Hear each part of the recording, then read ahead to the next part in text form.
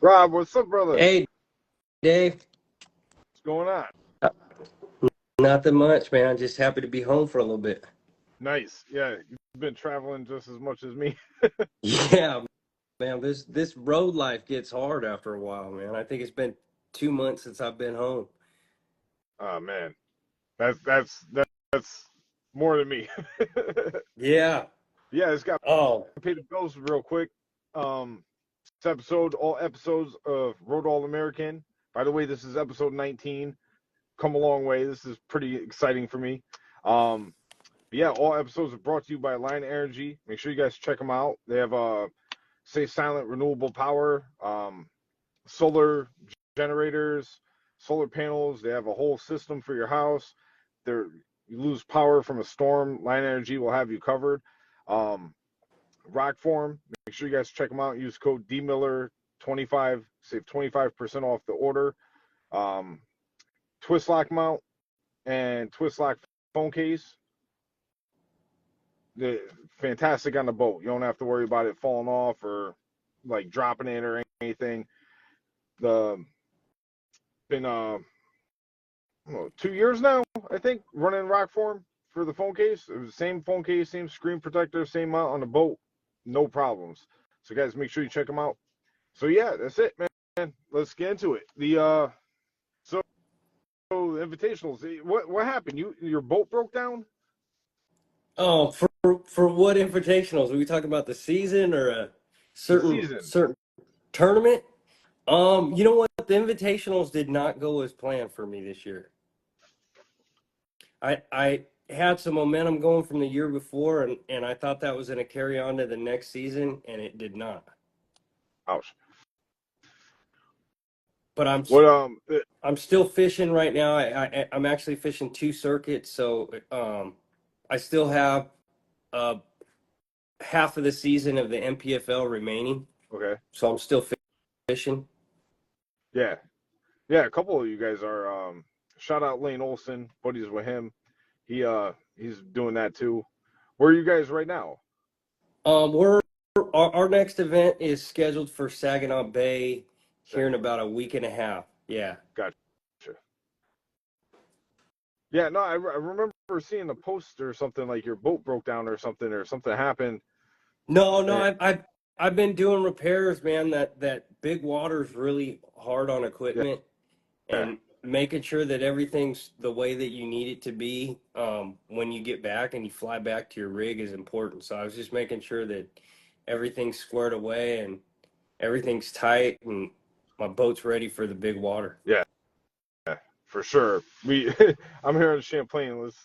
You know, this is the biggest it gets up here in the Northeast, and it's supposed Yeah, to blow Saturday. yeah, It's supposed to be blowing, but yeah. yeah, So no, you know that always factors into these events too. It's almost I explain it to people that don't bass fish. It's almost some of these events are set up like the Iditarod, where it's not only just catching the fish, it's getting to the fish and getting back with the fish, yeah, and for sure.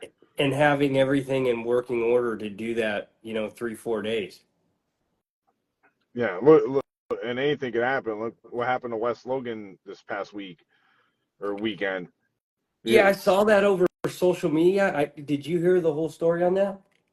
I heard he hit like a part of a dock or something that was just like submerged Mm-hmm. something. I don't know the story.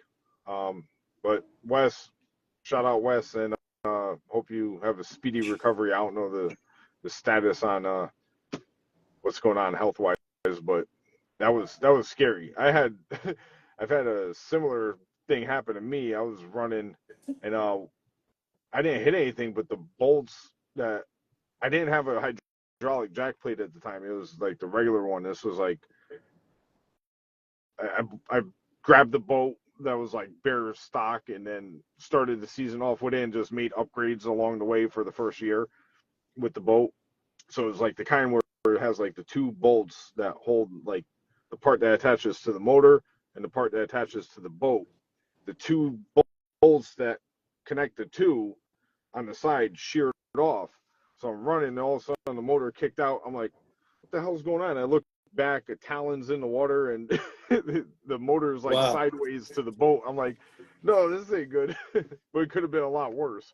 No, it's definitely an eye opener, and I don't know if Wes had a scenario like that for happen before, but as you do this long enough, you're going to experience things like that, and I can relate to that because it's almost hard getting back on your horse again. So I've had something like that happen to where lower unit sheared completely off, and when that happens and you have nothing in the water, essentially your boat does exactly what Wes's boat does, and it just does a hard 180, and it's pretty scary.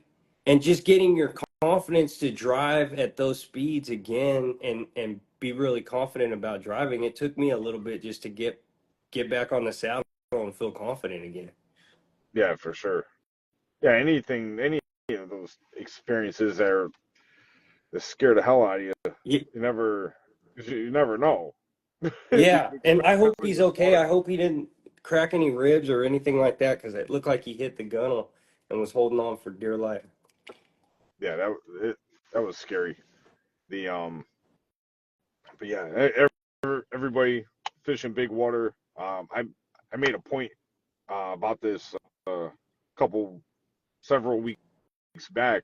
Sunday's BFL is actually a makeup from Oneida. They canceled Oneida, and a lot of guys were upset at the tournament director for canceling it, and it was supposed to blow like ridiculous. And Oneida, there's no island. There's like Mm-hmm. a couple islands on the whole thing, but for the most part, it's like one giant Bold. bowl. If that wind became an east wind, that place is treacherous, and he made the decision to call the tournament off and reschedule it. And I'm riding with the TD on this one. I'm like, hey, it's a safety issue, whatever. Like, but there's a lot of kids, younger guys, like fresh out of high school that are just starting, and no offense anyway, but they don't have the seat time. Like, I agree. Yeah, I so agree. it's you have events where it's like you have a bunch of young kids or whatever, and they don't have the experience in that big water. I mean, hey, you're paying, you're showing up, you're gonna fish it, you're gonna do it, but definitely gotta take that in consideration too. Like, No, take it easy. you bring up a good point too because um I know you're running a four stroke and I'm running a four stroke, and I don't know if you ran a two stroke before, Yeah, but that learning curve, what a four stroke motor essentially does in that big water is it gives you torque throughout your power band so that you always have some throttle to kind of get you out of trouble. And the guys that knew how to drive a older two stroke, if you didn't keep that thing wound up and in the right spot on the throttle, you wouldn't essentially have that power to get your bow up. So these new four strokes, it's incredible what they can do, yeah, and it's amazing. So in my opinion, I think the guys that knew how to drive the two strokes before they went to a four stroke might have some advantage, driving in rough water. yeah, for sure. From all the younger guys, like the guys that came in or started, like I've had two strokes prior to the new Merc four stroke, and definitely runs great with a four blade. Mm-hmm.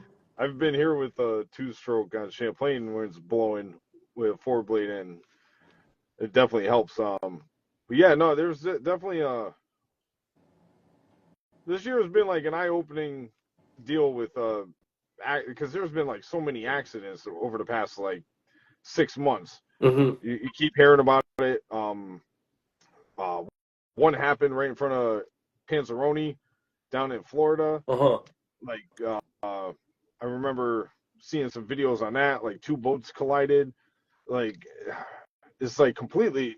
Certain things are completely avoidable, and sending guys out in bad weather is completely avoidable when it's like ridiculously blowing. I'm not saying that anything could be bad weather, but when it's ridiculously blowing, that's avoidable. And I don't know, sending people when it's beyond their experience level. I don't know. It's kind of hard. Yeah. No, I've seen it happen, man. And the only thing that worries me is, yeah, the formats of some of these tournaments, they're with co-anglers. So I'm worried about the passengers is my biggest thing, because you're not really in control, and you're kind of just along for the ride. And it's one thing to endanger your own life, but to endanger someone else's, that's not cool either. But I think the reason why we're hearing a lot more of this stuff too is because of social media. Yeah. Like, it happens, like, I mean, when something happens and once it goes to the social media, it's out there. Yeah. Well, one of the parts of the podcast I've been doing is I have a lot of like blue collar guys that are following the podcast and whatnot, and a lot of guys that don't have time to fish. They may only get to go out like once a month or something. So I ask every guest, what's your go-to bait? Like, what's something you could recommend to somebody? They only get to go out twice a year. What's the go-to bait for them to put fish in the boat to make their day a success? A go-to bait would be a 5-inch Yamamoto Senko. And it would be, I would get two colors. I'd get a green pumpkin color, and I would get like a darker color, like a black or blue. The darker colors are going to probably work better in your dirtier waters or tannic waters of Florida, and a lot of times in the grass they'll shine. And that green pumpkin is something that just catches them everywhere. Yeah. And I'd rig that two ways.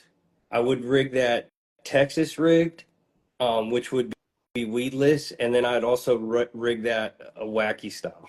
And with that wacky style, I can get that under docks. I can get that way back behind stuff. I can skip it.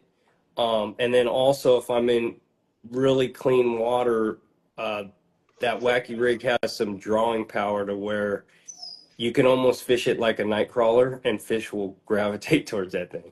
Yeah, for sure. I've been recommending the Mojo rig, which you could use a Senko on a Mojo rig, and then bladed jig. So those two, pretty much for the past several years now, have been the go-to. Mainly the Mojo rig is something I was like kind of keeping under my hat, but nobody really throws it, so I'm not really doing myself an injustice by letting the cat out of the bag. But I didn't really throw it a lot the past year and change. Now the bladed jig has been more of my search bait to like guarantee a bite kind of thing. But the Senko is funny because like the Senko is like one of those baits that's like a staple. Like, if you have to have a Senko tied on, like especially if you're fishing a tournament, there has to be a Senko somewhere on the boat. Agreed. It's one of those gifts and curse. It's like I hate throwing a Senko. I want to be doing something. Like sometimes, like it's just painful for me to like drown a worm, but but Dave, it catches them. you told me one bait, but you told us two baits. So I think you have to have another. So like, if I were to add another bait for like roving and covering water, it would be something like a chatterbait, lickless crankbait, or a spinnerbait or something like that. Because you do need a bait that you can cover water with. But definitely, if you know there's fish in an area, that you can't go wrong with that Senko. For sure. No, what basically last season, this is my second year doing the podcast. So the first year, that was like my go-to bait. That was the one I recommended, was a Mojo rig. But then this year, I was like, I can't continue to keep recommending it if I'm not really throwing it as much. I've been throwing the bladed jig more. So that was why I kind of like a little recap. But Just had to let my dog out real quick. Yeah, no problem. So you're from California. Yes, You're from the California. West Coast. What's what's your favorite lake over there? I just can't seem to get away from the California Delta. Okay. I I love doing. I just love fishing that place. I could fish that place every single day of my life.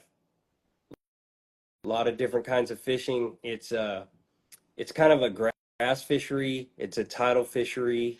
So I would equate it to similar to the Potomac, but I'd say we have more grass than the Potomac, and we have deeper grass. Bigger fish. Yeah, yeah, yeah. But the Potomac, oh, a lot of people don't know this, and I learned from just other anglers on tour, and some of the heavy hitters. There's some very good fishermen that came out of Virginia in that area, and just from talking to him, like Martin Villa, especially, he's told me there was a time where they stocked Florida strain in the Potomac. And most guys don't remember this era of fishing. This was back in probably the early 2000s. But several team tournaments where you weighed an 8-pounder on the Potomac River and you didn't weigh a check. So, or you didn't weigh a big fish check. And most people don't remember that era, the Potomac, and maybe some of the viewers can vouch for that. But there was some big fish in the Potomac because it's a mega fishery. And when I say mega fishery, it just has the ability to grow fish at a rapid rate.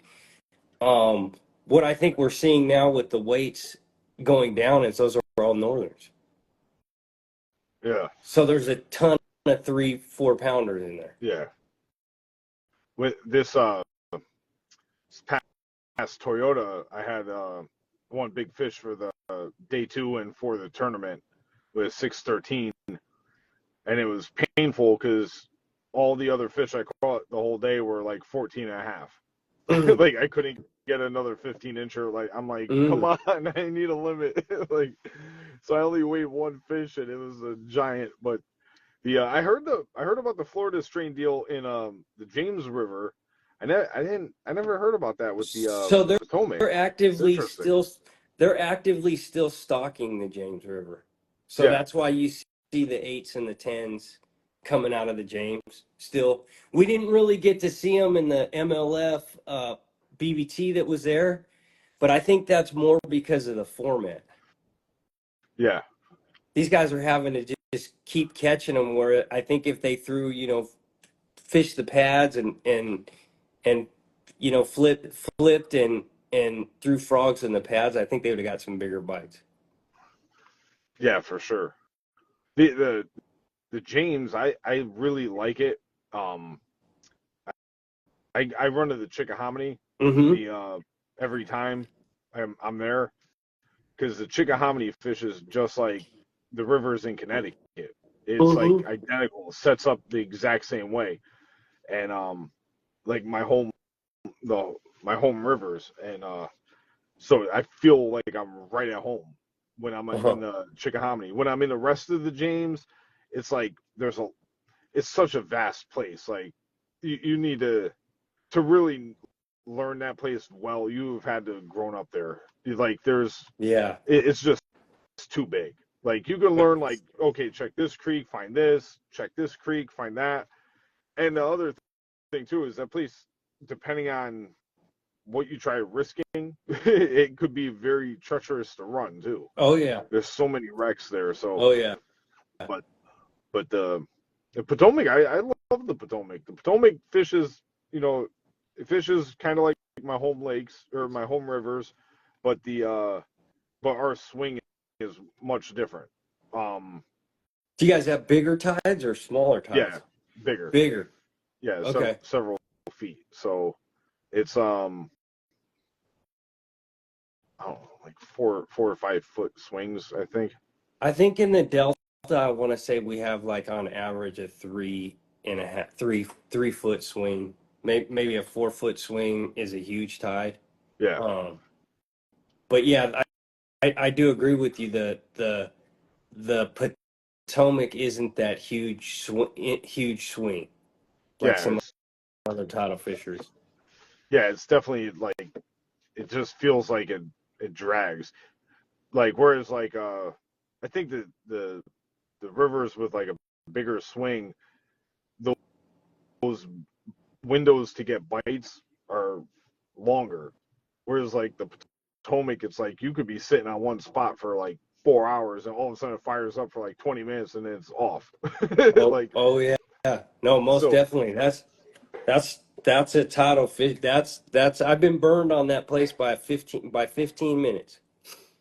A span of 15 minutes, and that was the difference in catching 15 pounds on a spot and getting no bites on a spot. yeah.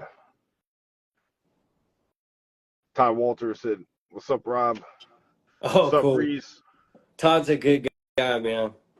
He's an excellent travel guy. Between me and him, we could either open a boat repair shop or a tackle shop. Yeah, there's no lack of tackle with Todd. I got a question for you. With being on the invitationals, you had just mentioned, like with the James ad, like catch them nonstop. If you were to if you were to go to the BPT, what format would you like better?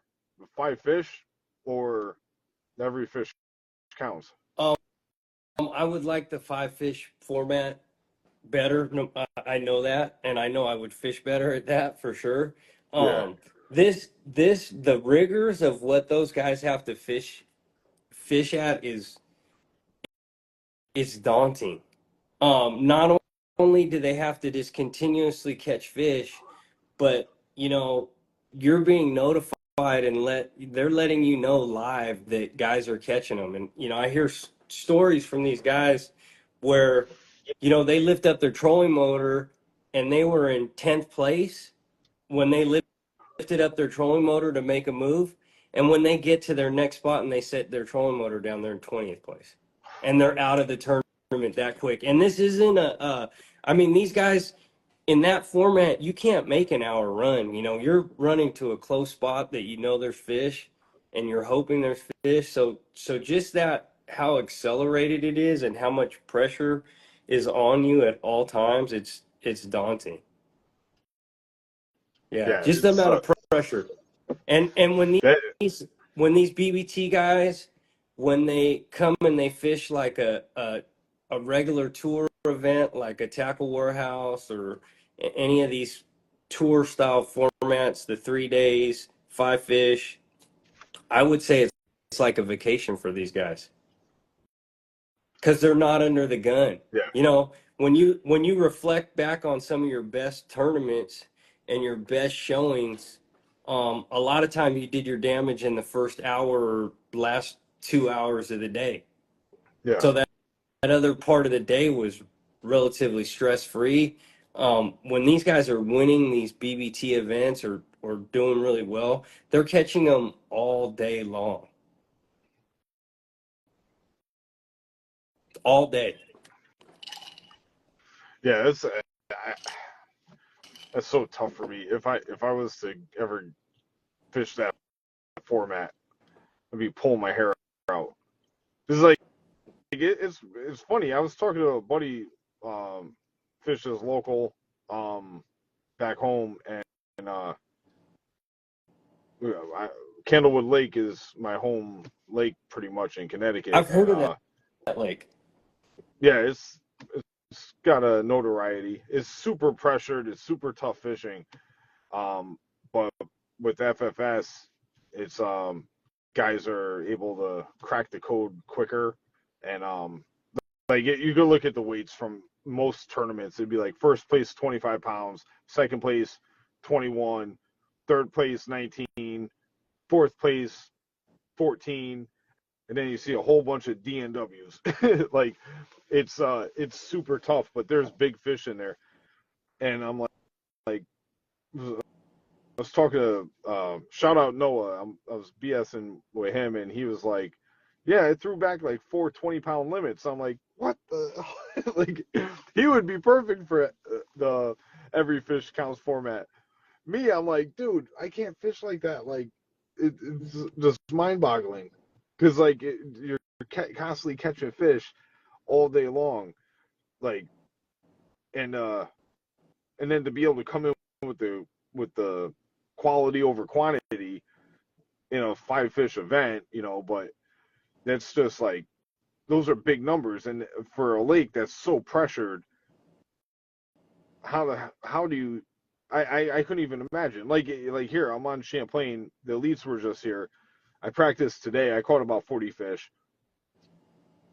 My best 5 was like 17. I'm like I haven't found the big ones yet, and that's probably why a lot of guys went for largemouth this past elite event. It's a smallmouth. I'm just not finding big smallmouth. But like I got 40 fish today. I don't know what the running tally would be in weight, but that's just to do that every single day. That's Yeah. No, that's crazy. kind of what you need to have. Yeah, and it's not the biggest fish. And then I don't know. I've always been kind of just a fisherman in general, so I just kind of I feel like I'm in tune with the fisheries that I'm on, and sometimes that winning spot where you can get the 30 bites, 40 bites a day isn't the 5 fish winning area. No.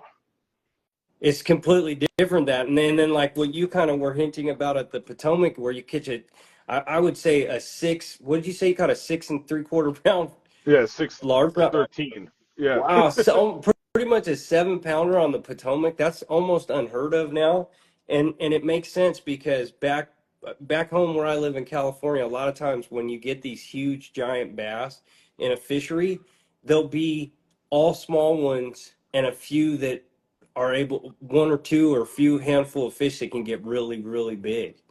And I think that's what happened in the area that you were fishing. It seemed like. Yeah, There wasn't a for lot sure. of those 3 to 4 pound class, but there was the biggest fish in the system in there. Yeah. Yeah, another thing that ticked me off with catching that fish was it was like a couple casts in. Like I just started the day and I caught that fish. And I was like, I wasn't last flight. I was like somewhere in the middle. So I'm like, you got to be kidding me. Like that fish demands respect. I got to keep this thing alive for the whole day. Like that Yeah. thing has been through it all. It lives in DC. Well, not I wasn't in DC, but like it lives in the Potomac River. It needs to survive an 8-hour day now in the box. I'm like, oh man, come on! Like, the fish was released alive, healthy, but it's just like when that happened, like first thing in the morning, like I'm expecting to catch 5, cull a few. The fish aren't going to be in the box all day, but that was like first thing in the morning. Like pull up on the spot, a couple casts, dunk, I got him. Yeah. No, that's a heck of a fish, man. You'll remember that fish for a long time. I think my Yeah, biggest in a tournament, I think my biggest there is might be 5 pounds, but the biggest in a tournament I think is like 4.5 pounds, and I was happy to have that. But I think I had 2 of them that day or something like that. yeah, Yeah, I love the Potomac. Um, yeah, just those big fish are hard to come by, but they weren't always like that in the Potomac. yeah. I gotta get out to Cali. I gotta fish the Delta, Clear Lake. What Clear Lake. you know what? There's another lake too. I forgot what state it's in. Um, I've watched videos. I think what's the other guy from California? Rod Wynn, Lawrence dude. He Hmm. he does like Rob Wayne. tournaments and stuff. Um, he but I think he fishes this lake a lot. Havasu. Havasu. Okay. I want Yeah, I to I fished want Havasu to fish that. before. That Yeah. looks like the coolest place to fish. Like Fun the way place it's to set fish. up. Yeah. And I don't know, there's the believe it or not, the guys that come from those fisheries, they're very versatile fishermen too. Those guys run rivers, so they'll run backwaters, and they have the ability to do that. They have the ability to go really deep for them. They also um, can catch them out of recover really good. So Havasu is known for artificial habitat that they submerge in the water, Yeah. and they call them cages. Well, what happens there is, there's different nuances to these cages and what sides the fish will be on and what openings, and a lot of them have multiple openings on them. So knowing how these lay out and knowing where the fish are going to gravitate with how the sun's positioning them and all that good stuff is huge. But I didn't yeah, know. I love that lake. I love all those desert lakes, Mead, Mojave. And Mojave. believe it or not, I've only fished those lakes a few times, but I've had pretty good success in those lakes. I don't know why that is. Where's Mojave? Mojave is okay. I'm gonna botch this right now because I'm not looking at a map, but I want to say Mojave is below Lake Mead. And the thing about Mojave, what separates Mojave from someplace like Mead, and those desert guys can help me a little bit, is Mojave's water level stays relatively consistent. So it's like uh, Mead is more like, in California terms, like strictly a watershed. So we're in trouble with Mead. They're draining that thing at such a rate that the theory is in time that we won't even be able to release from that reservoir because we've gone below the exit of the water flow. Yeah. So Lake Mead fluctuates a lot within a year. It may fluctuate 20 feet in a year or more. Um, Mojave's going to fluctuate maybe 5 to 7 feet in a year, and maybe not even that much. Is So Mead the one they put all the reflective balls on it to like keep the temperature or something? Or no, I saw that somewhere on social media, but I don't think that was Mead, but I'm not sure. yeah, I remember And Mead reading and that. Mead and Mojave have um, catchable populations of smallmouth and largemouth, where you could target smallmouth and largemouth, and a lot of times you'll catch both. When you're fishing for largemouth, you catch a smallmouth. When you're fishing for smallmouth, you catch a largemouth. Yeah, yeah. Havasu's the same way. Havasu has some really big smallmouth in it. Same with Mead, 5 pound smallmouth in those fisheries. Yeah. It's crazy up here in New York. Like the lakes that the gobies got into, you could see the change in the smallmouth. Like their physical stature is, it's like they're on steroids. It's like the gobies are creatine or something. These fish are just like built I, different. And I I go back agree. home and catch a smallmouth, and it's like, uh, I'm not impressed. I want to go back to New York. Imagine imagine a gobies getting to some of those lakes.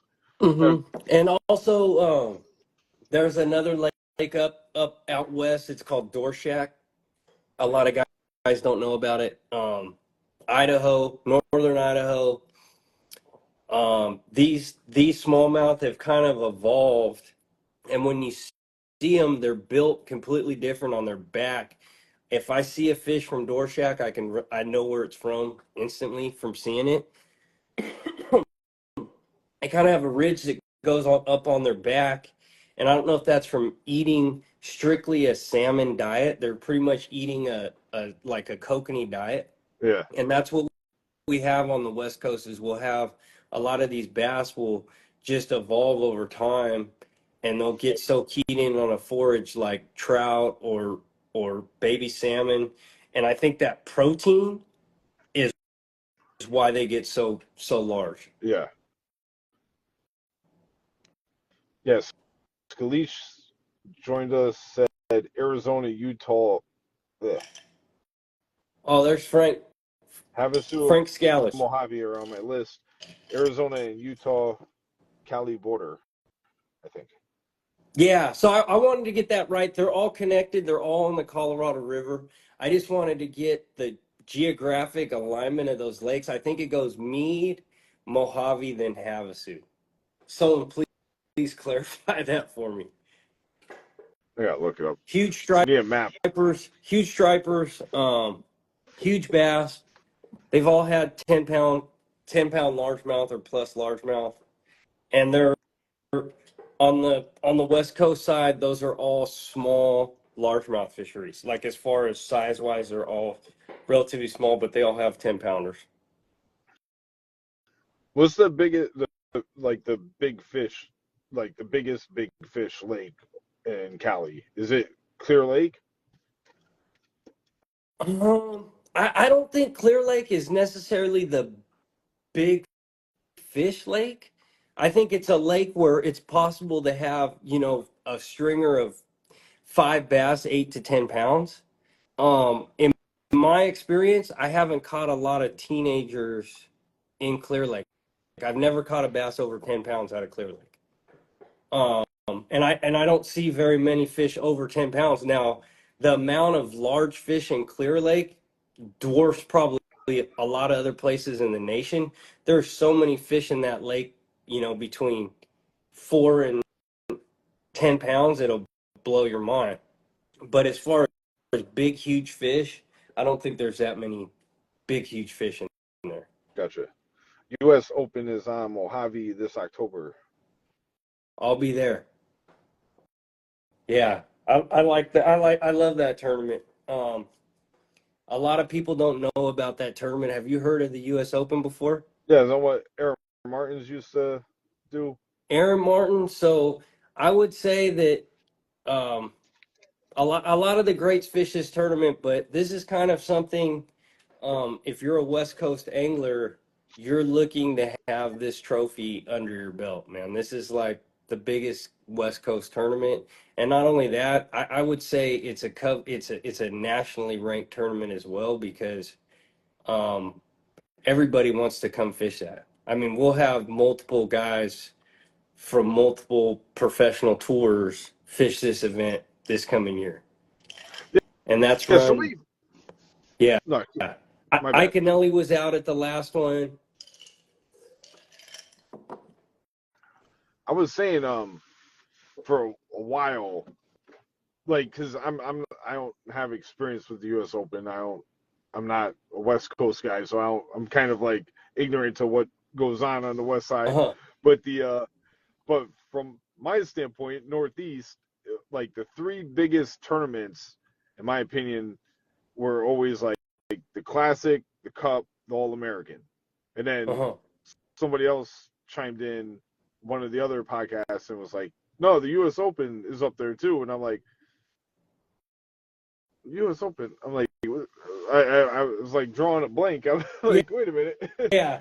No, it's very coveted. I I love the format. Um, the format is a shared format weight. It's a 3-day event. So the camaraderie, I mean, the amount of fun that we have in this tournament is like hands down, it's probably one of the funnest events that I fish. Um, this year is going to be really exciting. GSM is going to be participating. Some of my other affiliates are going to be participating, Liquid Molly. So it's going to be a huge event. I mean, you're going to see the best anglers in the world. I mean, last year, the nice thing about this event and what I thought was the coolest thing is Matt Becker. He's been one of my peers. He was fishing at probably the highest level of anybody that year. He'd just come off winning AO. I think he won AOY and he won multiple events in that season. So anybody off the street can put their money up in this tournament and fish against Matt Becker when he's fishing at His his peak. at an elite. And I mean, sky's the limit. This guy may go even further. But at last year, if you got to fish against Matt Becker, you're fishing against, in my opinion, one of the best in the world. And there's other guys like there's Spencer Sheffield showed up. John Murray's he's a BBT guy. Josh Bertrand. I mean, there's so many guys I could keep listing West Coast guys. Jimmy Reese, all the Skeet Reese. I don't think he fished it, but I think he was there. It's that big of a deal. Yeah. And Skeet actually got inducted into the West Coast Hall of Fame at the last U.S. Open. It's awesome. I like. Yeah, I'm an Ish fan. I Ish. like. I like Ish too. So Ish is a he's a Delta fisherman, believe it or not. Yeah. Yeah, he loves to fish shallow. Yeah. I was kind of surprised there was one tournament he had a spinning rod. I'm like, what's happening? Like, Yeah, yeah, what's going on, Ish? yeah, Are you okay? yeah. Do you need Well, medical that attention? What's going on? No, he's a hammer. The one he won up on what tournament was it? Was it the Mississippi? He won. Um, he was frogging. I think it was the Mississippi. It was an elite event. Florida. I know he won in Florida or Georgia, like Seminole too. Yeah, he's got some good wins. I think he won Yeah. on Oneida too. He was like flipping and frogging or punching and frogging. But Hmm. yeah, he's a hammer. Yeah. There's yeah, I don't know, bucket list Havasu.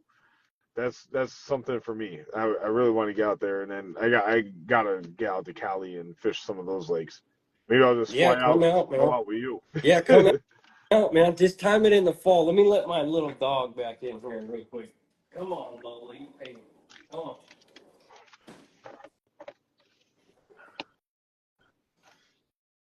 Yeah, it's definitely a fun place to fish.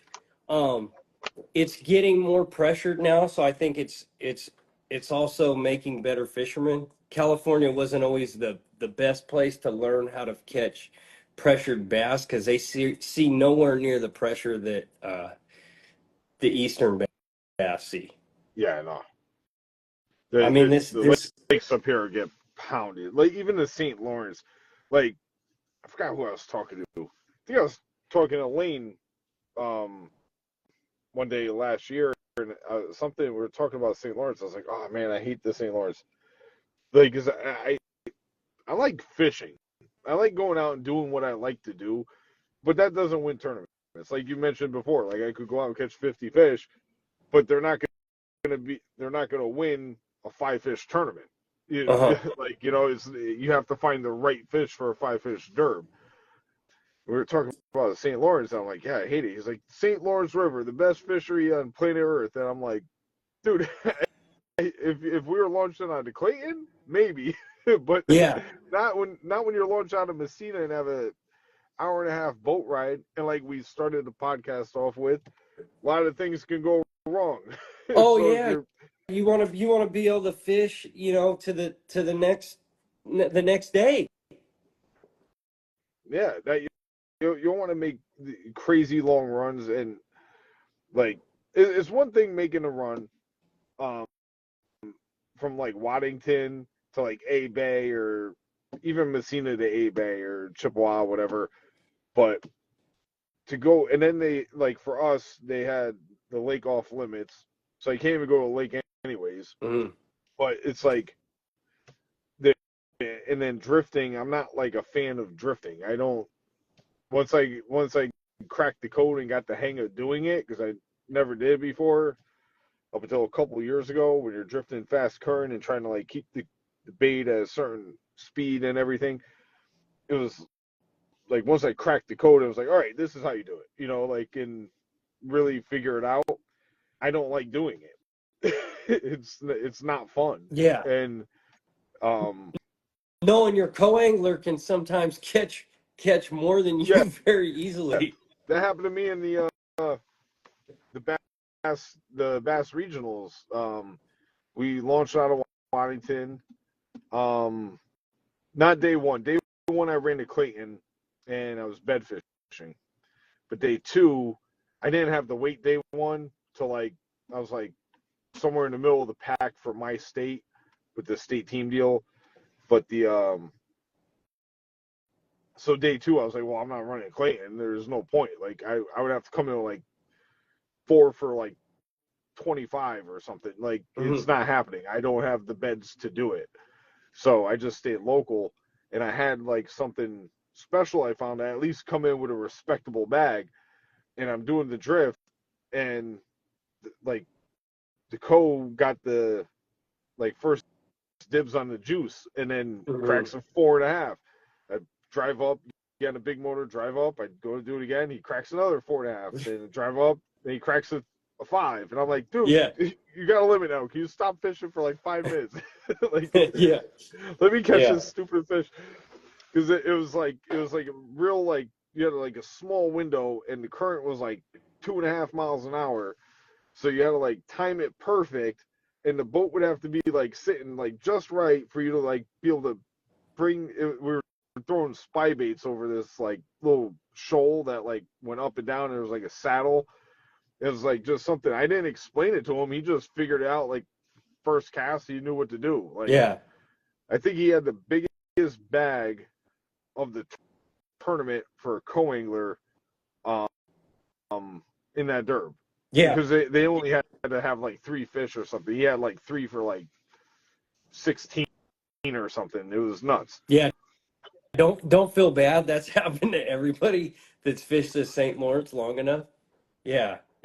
It's and that's every you hear a lot of gripes about forward facing sonar, and a lot of guys not liking that from the back seat of the boat, but in a lot of cases like that, or when it gets really windy, I've seen it happen in big water too, where sometimes you have to nose your boat in the wind just to position the boat, and you're leaving the whole back of the boat open at what you want to fish, and you're kind of fishing to the side of them.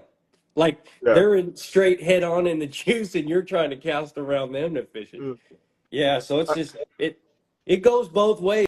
I mean, it goes both ways, and I've heard a lot of stories from co's like, man, I felt bad for my pro because he was just trying to stand up on the front deck and control the boat, and I'm just fishing like nobody's business. Yeah.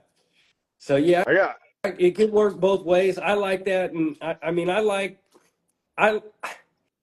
I like the co-angler format, but I wish it was more shared weight because I don't feel like I know a lot of guys think that, in a shared weight tournament, the pro, could be getting help from the co-angler, but in most cases, when the co-angler's catching more fish, he's really good, or the pros putting him in a really good position to do well.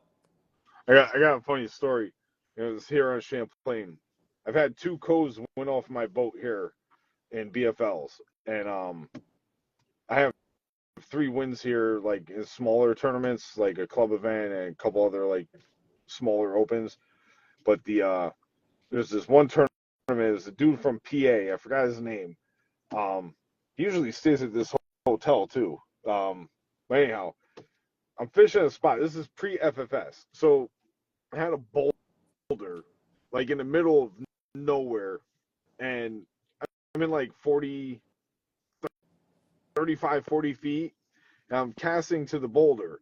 And I know there's like scattered rock around, but it's just like chunk rock. It's not like anything special. It was like I had this one boulder that I'm casting to, and I was throwing a Carolina rig to it, and I was like sidearm casting. I run a Daiwa HLC for my Carolina rig setup, and it's like a real like you give it no power, like just, and you're getting a 60-yard cast, like it just launches the Carolina rig. Uh-huh. So I'm sidearming it like gently, and I'm getting these like crazy long casts, and the dude keeps casting over my right shoulder. And I'm like, bro, stop casting over my shoulder, like, and he did it again. I'm like, dude, you cast over my shoulder again, I'm cutting your line. Like, he was like, well, Uh-huh. where do you want me to cast? I don't know where to cast. We're in the middle of nowhere. And I'm like, there's rocks all over, like Uh-huh. all around. Like, there's just rocks everywhere. I'm just casting to one specific rock. So I'm like spot locked, and he was like, well, where should I cast? I was like, I don't know, dude. Look at. I didn't turn my graph off. I got waypoints all over the place. Just cast towards one of the waypoints.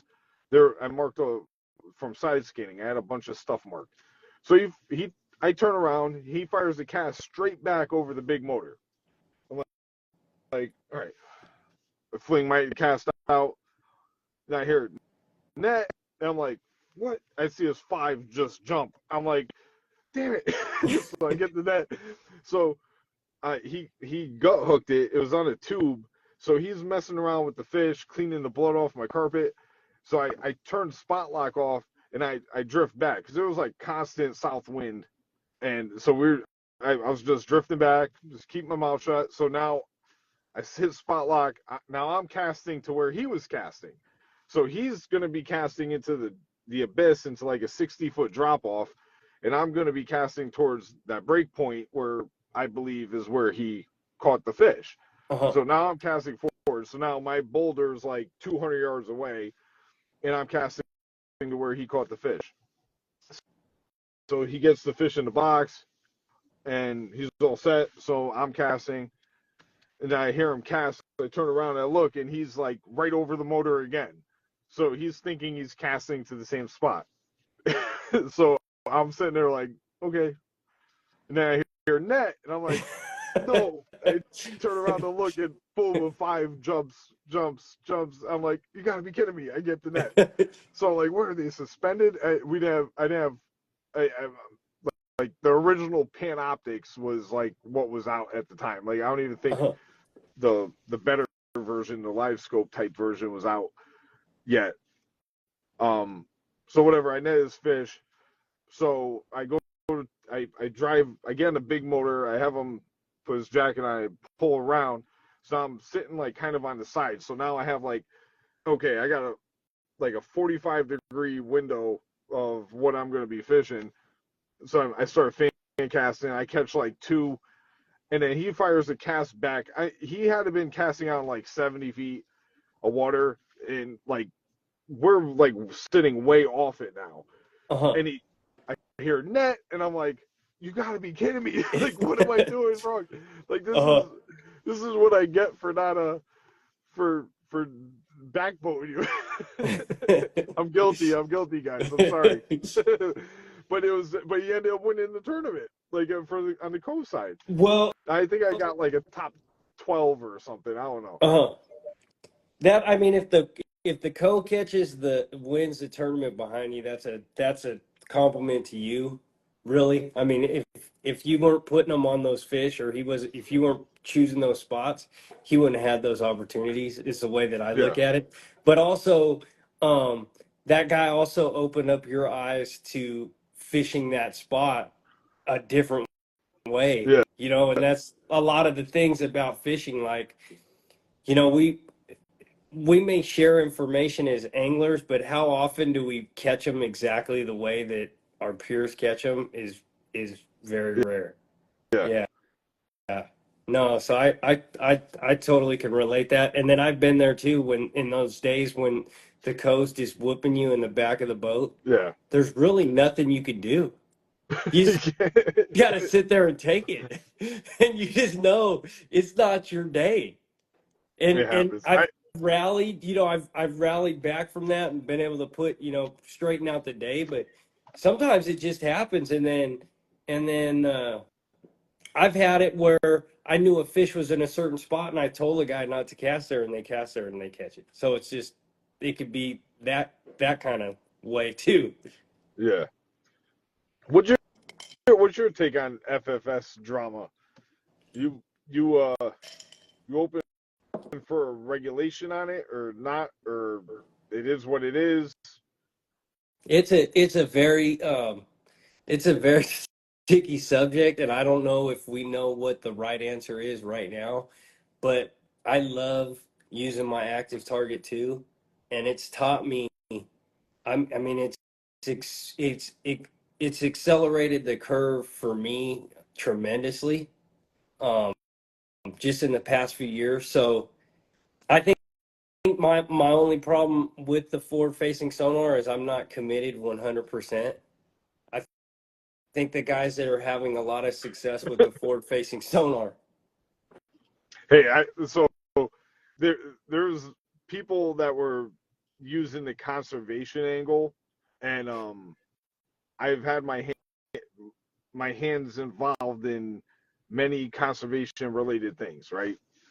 Like if you can't you can't say, well, it's hurting the fisheries because people are overfishing them. Well, we're catch and release. So you really want to talk about it, then we could talk about delayed mortality.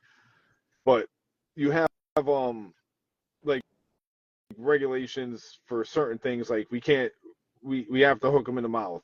If we're sight fishing, we're bed fishing, we can't foul hook them. We can't we get penalized if we weigh a dead fish. Like, there could be a regulation on it, and I'm like pro and against it. I like, my big pro with it is it's like legit. This is legit. This happened a couple weeks ago when I did the BFL in the St. Lawrence. Live scope, forward facing sonar. I'm running active target. I have no dog in the fight with electronic brands. The It's a safety mechanism too, because there was a drift I was doing, like I never did it before, and I'm thinking everything's cool. I'm in like 28 feet of water, and I just turned the trolling motor head, and it was like, uh-oh, a rock pile. I didn't see a submerged rock pile. Like, had I not seen it, I would have hit the rock pile and broke something, and probably broke my trolling motor, my props, something, like just drifting, because like the current there is vicious. The I saw it in time that I was able to kick the trolling motor up to 10 and putts out of the way. Mhm. So I'm a proponent for that purpose. But there's, with all these regulations they throw on us in the sport, like, I'm sure there's, not saying I'm for or against any type of regulation. I'm not. I'm like kind of like non-biased. Like, I don't know how to say it. Like, if they were to roll out a regulation, then I'm rolling with it, because what are we gonna do? I'm not gonna complain about it. But there was an idea I had. I ran this by a buddy, and he was like, "Don't tell anybody." So now I'm gonna say it on the podcast. I was like, "What if there was like some type of stipulation, like if people are gonna play the conservation angle, where like you made a rule, like, okay, you have forward-facing sonar on your boat, then here's a rule.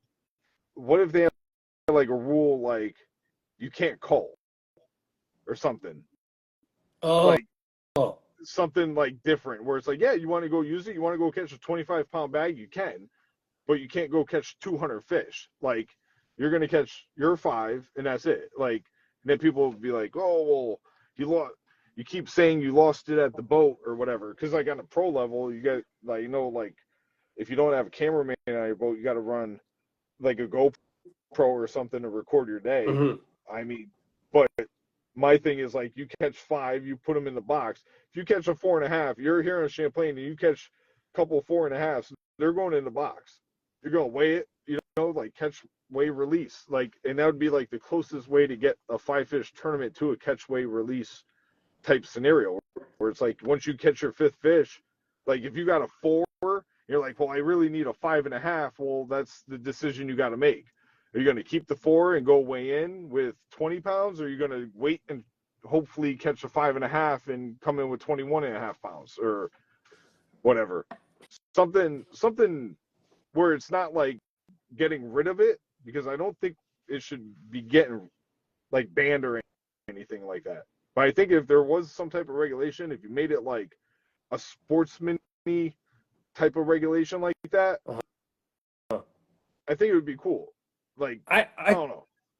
I don't know which way the direction of of bass fishing is going per se, but I do know that once one of these organizations bans not just the size of the unit or the number of transducers, but when they actually ban live forward facing sonar, or not ban, and not, I don't even want to give it that word of a ban, if they just don't allow it in a tournament, what you're gonna get is you're gonna get an age demographic with these tournaments, because none of the youngsters want to fish without it. And if you're doing any sport and you're cultivating any sport to the max, and you're not trying to stunt the growth of the sport, you want as many of those youth competing at a high level as you possibly can. Yeah. So what you're going to have, if someone does decide to not allow forward facing sonar in their circuit, you're going to have essentially a senior tour, and you're going to have a young tour. Yeah. And for a guy like me competing, I'm I'm I'm not ready to compete in a senior tour. I want to compete at the highest level I can compete at. So it's going to definitely create a divide there, you know? This dude said, "What's up, Mike? Forward-facing sonar allowed, but you got to wear a dress." Yeah. No, and that's for the purists too. And I'm still about the purist, but look here in this sport is not a purist sport. When I first started fishing, it was springtime, and it would be me fishing a small body of water, me knowing that, come the 1st of March, the first sunny day in March, I knew these fish were going to gravitate to this chunk rock that had a little bit of submerged wood on it, and I knew that that's where they were going to roll up, that was adjacent to the flat where they were going to spawn. Well, now, because of fishermen, these fish get conditioned just like deer and other animals, and it's just like if you keep pestering them where you know they're going to be, they're going to use different areas and they're going to adapt. So these fish are adapting to human beings, no different than the deer in our subdivisions or the coyotes in our subdivisions, and they're learning how to adapt to human interaction, and the same thing's happening with fishing. So these fish are in areas, and a lot of these fish might be in the center of the lake because the bank pressure has gotten so great. Yeah. So we don't know, we're not seeing it without human involvement. I mean, who knows? Maybe a lot larger population rather reside on the bank than in open water, or in open water not, but we'll never really know. What scares me a little bit is that, some of these fish that have never been targeted before, that are being targeted, that's kind of one thing that I don't like, because um, the fish had a safe zone at one point, and essentially now there is no safe Yeah. zone.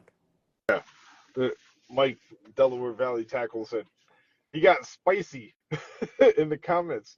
Every sport has limited technology to keep it pure. Wood bats in baseball, you ban long distance balls in golf, etc. If young anglers are too lazy to learn to really fish, so be it. Shots fired. Yeah, Oh and man. and Delaware Valley Tackle, I think that's a great point. But at the same time, I've seen it too where there's equalizers, in these circuits. So we're getting to see exactly what you're saying. It's happening in a real circuit, right? Like look at this Champlain tournament that just played out, right? Yeah. I mean, it I would say if you weren't content, I give hats off to Robert G. I think he's one of the best scopers coming up. And you're taking one of the best scopers fishing at the highest level at Lake Champlain for the Bassmaster Elites. And the scoping came to old fashioned down and dirty Yeah. largemouth fishing. Ed Lochran, who was a hammer on the James River. And His home. I was pulled for Ed, man, and I'm glad he pulled it off. Yeah. But it's like we're getting to see the yin and the yang now, and that's why I want people to just not get too excited, because the fish are gonna react, man. Yeah. Even like there's the Toyota here 2 years ago. I ran to an area. I pulled up on it. I was fishing like less than 5 feet, like no BS. Like 5 feet or less was like my game plan for that whole derb. I came in like 38th, I think. Uh-huh. I got checked, but I had pulled up to my spot, just regular old bass fishing, and within 10 casts, I had 19 pounds. I'm like, all right, packed up. I was like, all right, let's go somewhere else and practice now, because I'm not beating this up. I need the fish for tomorrow, you know. So, but it was just regular old bass fishing, and everybody else is scoping, and I was like in the hunt just from regular bass fishing. Like I don't think it's I don't know because like even in the St. Lawrence, like you can't scope while you're drifting. Those fish are hugged to the bottom. You're not chasing pods of bait. Your trolling motor can't even keep up with the current. So unless you're on the main lake, then it's a different ball game. But there's a lot of tournaments that you would be like, oh, it's a scopers fest, you know, and it really isn't. You know, like there's and Lochran proved it this past weekend. Um, Fighter proved it. He was fishing inches of water. You know, day Yeah. one he had 23 and change. Ike and Ellie was flipping boat Uh-huh. docks. You know, you're not scoping when you're flipping boat dock. I mean, if it's a deep boat dock, yeah, you could just pan by them and see if anything's home, but not here. And so do you run the ranch too, Dave? Yeah, Okay. So I run Lawrence. I've run Lawrence a long time, and it always used to be an economic deal too, because you know we're privileged enough to where we're able to run the best stuff, the top of the line units, and now Lawrence is actually dropping a unit. It's called the Eagle Line 9. It's it's going to be a forward facing unit, so you get to see the live forward facing sonar all on the same transducer.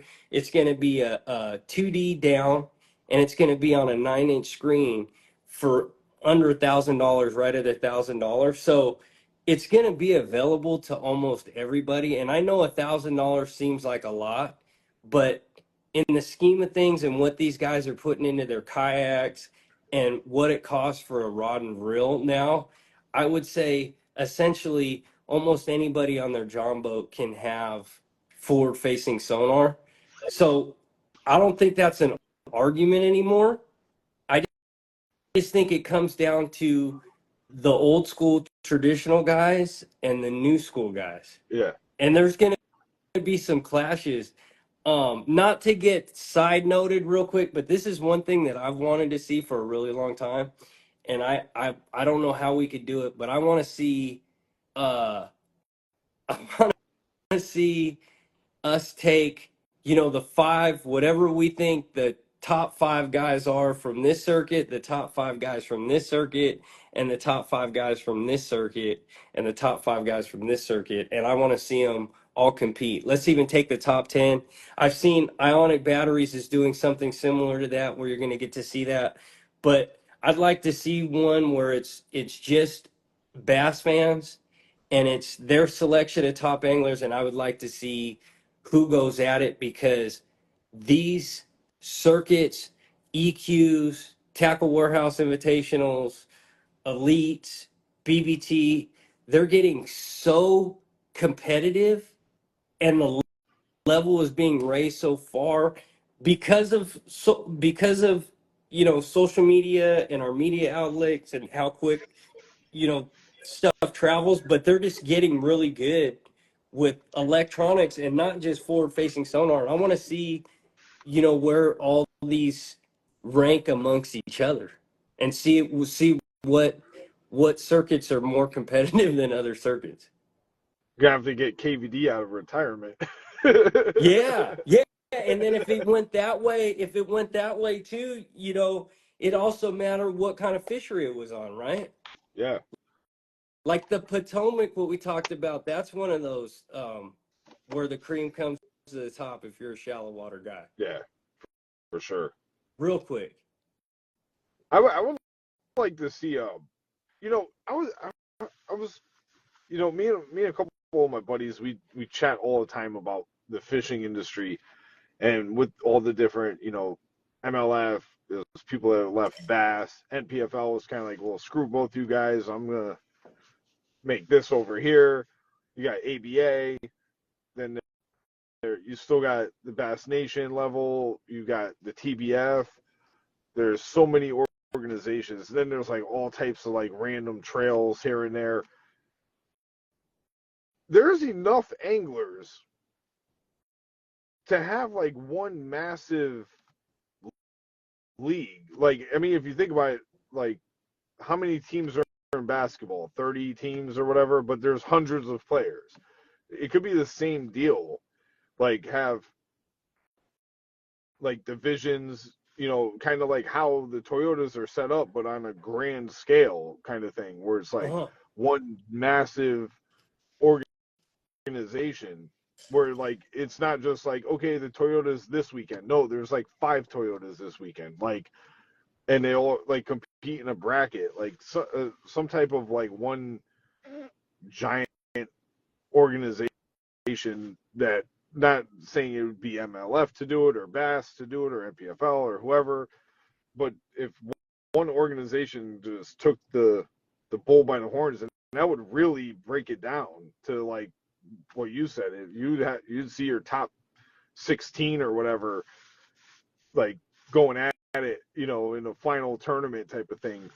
That would be insane.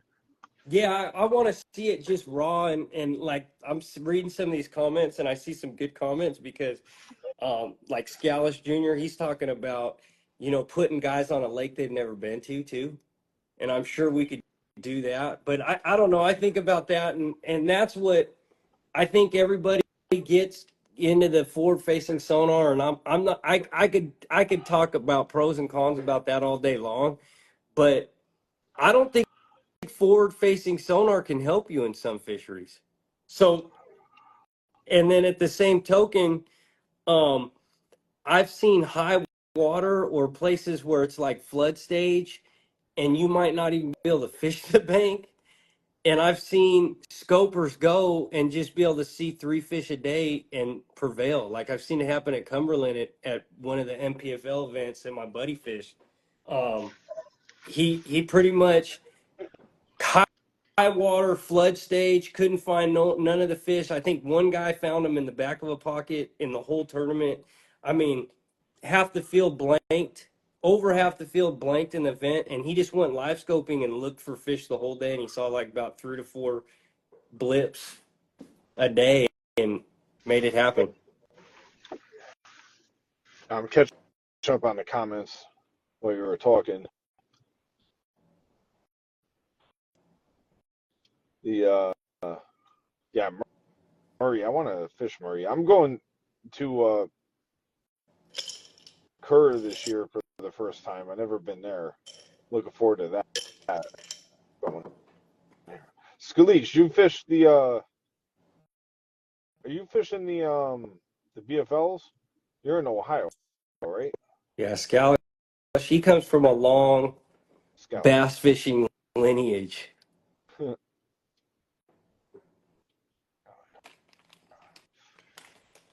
But yeah, I don't know.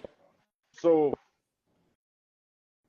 FFS, we didn't get too spicy. Just kind of threw some I can't even get no light in here. Well, I guess anybody could talk about forward-facing sonar. It's getting it's kind of a mute point at this point. I think but I think if there was, going back to what I said, if there was some type of regulation, it should be done in like a sportsman-y manner, not like just ban it or something like that. Like that's stupid.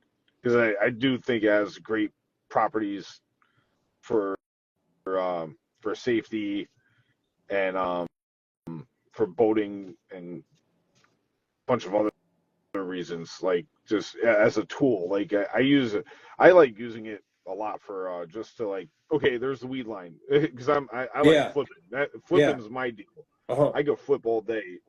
Give me a 3/4 ounce tungsten with a D bomb or a brush hog, and I'll just go I, for hours. I'm the Like same. I'm the same way. I love fishing like that.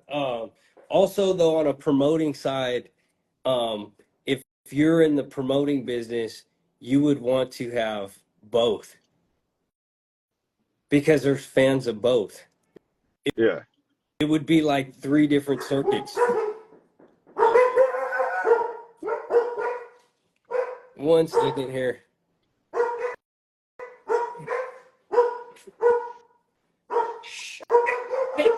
Rob's chasing his dogs. We are gonna read the comments. Fish the Michigan VFLs took this season off. Gotcha. Never been to Santee. Yeah, sorry about that. We Yeah, got no the problem. family showing up.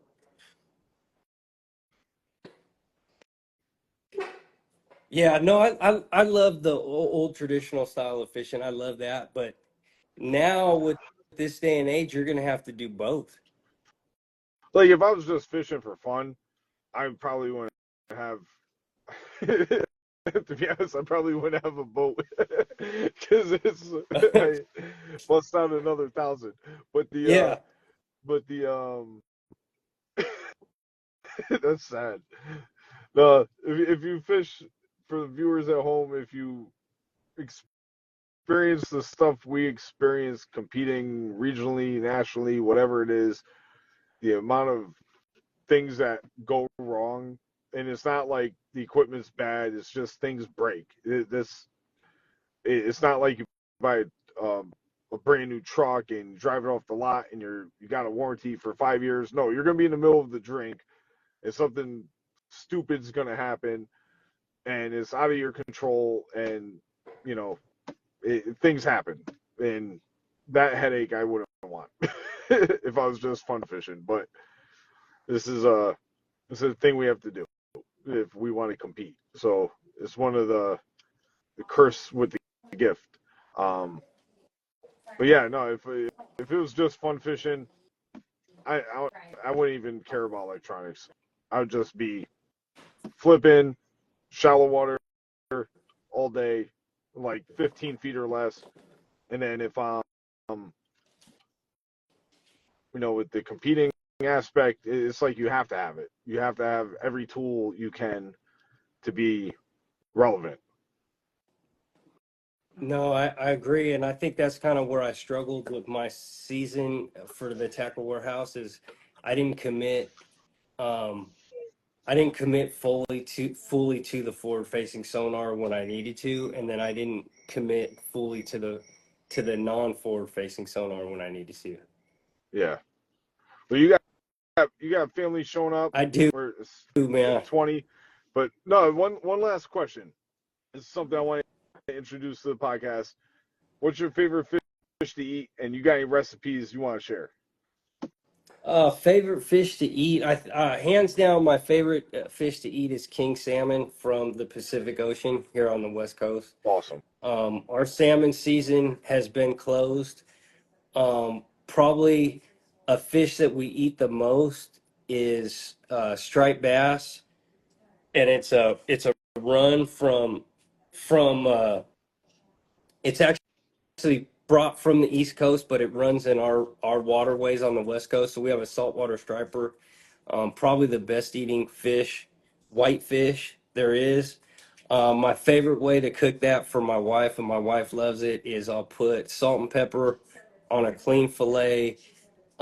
Try not to cook it all the way. Try not to overcook it. I'll kind of brown it on both sides in some olive oil, salt and pepper, and then I'll brown a little garlic and capers, and then I'll kind of finish that off with some white wine. I'll let the wine reduce a little bit, and then I'll hit it with some butter off the flame, and I'll top the striper with that, and everybody seems to love that one.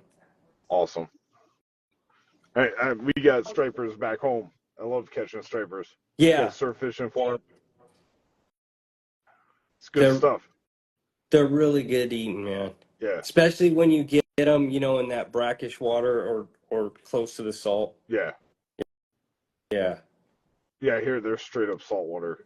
They're not. There's. I mean, you could get them in kind of brackish water where the dams are in the rivers during certain times of the year. Or But when they're coming in to spawn, right? They're fresh. They're straight from the ocean. Yeah. yeah, No, so we do the same thing here. We have a spring run, what we call like a spring run, and we target those fish when they're coming through. We eat them, and they're great tasting. yeah. Well, I want to shout out everybody who joined us tonight. Yeah. A lot of Thank you. comments, a lot of input to the show. Appreciate it. And Rob, thanks for coming on. Yeah. There's Thanks for having me. there's one other thing I want to talk about. every day on my Instagram, I see like somebody else liked my comment. You went through TSA, and they were giving you a hard time about your you had an active target in your carry on or something. Uh-huh. What did you end up making it like through like rather easily after you had to explain yourself? I did. I did. I made it through without a problem. And normally I don't have any issues, but for some reason, the Lowrance active target 2 was red. Yeah. I was And cracking up. she didn't know what it was. Yeah. No, I left a comment like screw them, like Yeah. whatever, like Yeah. you gotta I explain have to yourself. be cordial, man. I fly so much and I feel like they could make your life really miserable if they wanted to. Yeah, really fast. I think TSA could make it so that you don't make it to a tournament somehow. Yes. Don't say that. Like I'm depending on TSA to get to a tournament. Yeah, I hear you. Yeah, that was hilarious. I commented on that every single day since somebody likes that comment. My comment probably has like 1,000 likes to it. That's crazy. No, that's good to hear. But That the power of social media, man. that was hilarious. I wanted to just bring that up real quick. I forgot to bring it up earlier, but yeah, it looks like it's starting to thunder and lightning here. Not good. Well, be safe, man, and good luck in your tournament. And hopefully we'll touch base again Yeah, shortly. yeah, definitely, Rob. I appreciate you Yeah. coming on. Thanks again, man. And thank you everybody for following along. I'm out. All right, later, bro.